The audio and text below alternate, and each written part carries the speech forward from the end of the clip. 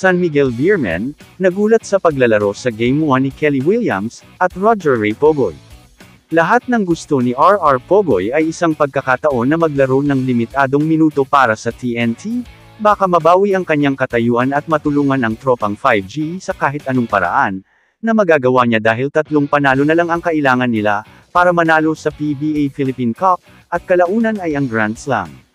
Naging maluwalhating pagbabalik si Pogoy matapos mapalampas ang 4 na laro, dahil sa strained hamstring para sa TNT, nang bumida siya sa panalo ng tropang 5G, laban sa San Miguel Beermen sa Game 1, ng Best of 7 Finals ng PBA Philippine Cup noong Miyerkules. Nagtapos ang Cebuano guard na may team high na 23 puntos, na gumawa ng 7 of 11 field goals, kabilang ang 2 4-point, at 3 out of 6 mula sa 3-point line. Ang higit na nagpahanga sa kanyang pagganap ay ang kanyang hamstring, ay hindi pa ganap na gumaling, na ibinabahagi kung paano siya ay hindi pa nakakaranas ng full contact na pagsasanay sa koponan. Si Pogoy ay nasa kanyang pinakamahusay sa mga minutong pwesto na kanyang nil arrow, sa unang 2 quarter, nanguna sa malaking bahagi ang TNT, sa pamamagitan ng pagpapaputok ng 15 puntos, sa loob lamang ng 6 na minuto ng paglalaro. Nakuha ng TNT ang 61-41 lead sa kahabaan na iyon.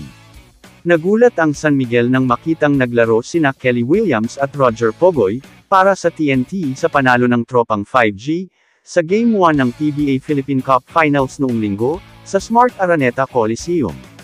Si Williams naman, ang dating MVP na nananatiling maaasahan sa edad na 43, ay itinala bilang doubtful dahil sa sprained ankle, habang hindi nakasama si Pogoy sa huling 4 na laro ng semifinals, laban sa rain or shine, at naka-day-to-day monitor dahil sa hamstring injury.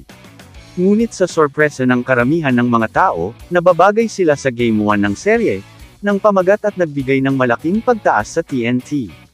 Nagtapos si Pogoy ng team high na 23 puntos, sa loob ng 18 minuto mula sa bench.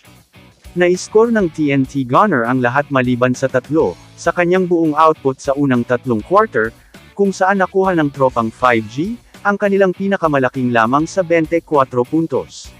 Si Williams, sa kanyang bahagi, ay nagsimula pa para sa koponan at nag-chip ng 9 na puntos, 7 rebound, 4 na assist, at 1 steal sa halos 28 minutong paglalaro.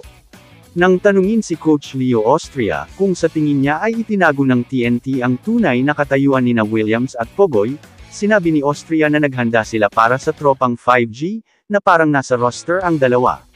Ang Pekana ay tila gumana ng maaga nang ang tropang 5G, ay bumuo ng isang tila hindi masusupol na pangunguna, na kahangahangang nabura ng Beermen, bago tumagal ang TNT sa pagtatapos ng laro, na napinsala ng isang kontrobersyal na nakakasakit na tawag, na panghihimasok na nagpawalang bisa sa isang dunk ni Moto Tua, pagkatapos ng pagsusuri.